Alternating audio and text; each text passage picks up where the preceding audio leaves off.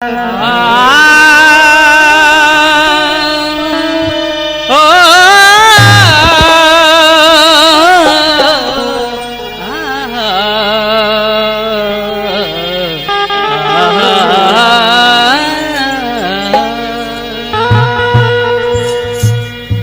भोजपुरी कलाकार दीपक कुमार त्यागी, चंदनी खरिहानी, आजमगढ़, ये बड़े भैया घनश्याम जी के देखरेख में एक भजन, शिव चर्चा भजन, यह साहब श्री हरेंद्रानंद जी के आशीर्वाद से, दीदी नीलम आनंद के आशीर्वाद से, हमारे माता पिता के आशीर्वाद से, गुरु की, भगवान शिव गुरु की असीम दया से एक भजन शिव चर्चा के माध्यम से आप सब गुरु भाई गुरुओं को भेज रहा हूँ। आशा ही नहीं बल्कि पूर्ण विश्वास है कि यह भजन सबको पसंद आएगी। देखें हमारे साथ यह नाल पर संगत कर रहे हैं बड़े भाई आशीष जी, बेंजू पर हमारे बड़े भैया गुड्डू जी, यह राजेश लाल यादव, ये चाचा जी के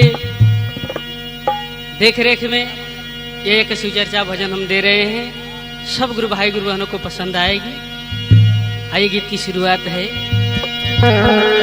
आदमी के अंदर, आदमी के अंदर विष इतना भर गया है, आदमी के अंदर विष इतना भर गया है कि विषधरों का वंश सारा डर गया है। कल सुनोगे रास्ते में आदमी के काटने से सर्प कोई मर गया है। इस आदमी के अंदर विष इतना भर गया है कि आदमी आदमी को नहीं पहचान रहा है, मानव मानव को नहीं पहचान रहा है। क्या कमी है कि ज्ञान की कमी हो गई। आइए एक भजन की शुरुआत करते हैं। शिव गुरु भजन, शिव को अपना गुरु बनाएंगे। आइए भगवान शिव को अपना गुरु बनाएंगे। जगत गुरु जग के रखवाला,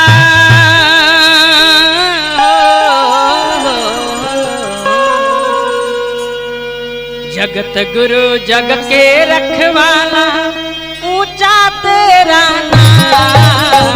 जगत गुरु जग के रखवाला, ऊंचा तेरा नाम। सबका पालनहार हे स्वामी, सबसे बड़ा है तेरा नाम। सबका पालनहार हे स्वामी, सबसे बड़ा है तेरा नाम।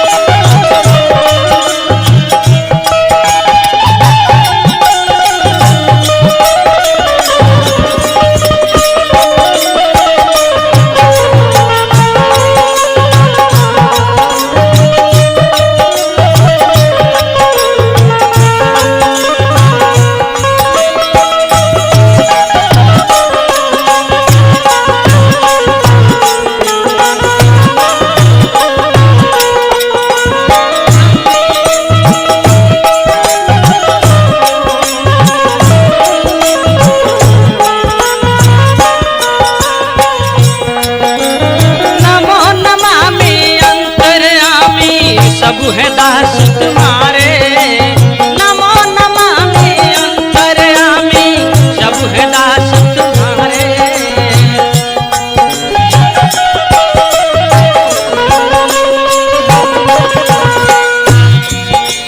घट घट वासी शिव अविनाशी, घट घट वासी शिव अविनाशी, शिष्य के रखवाले।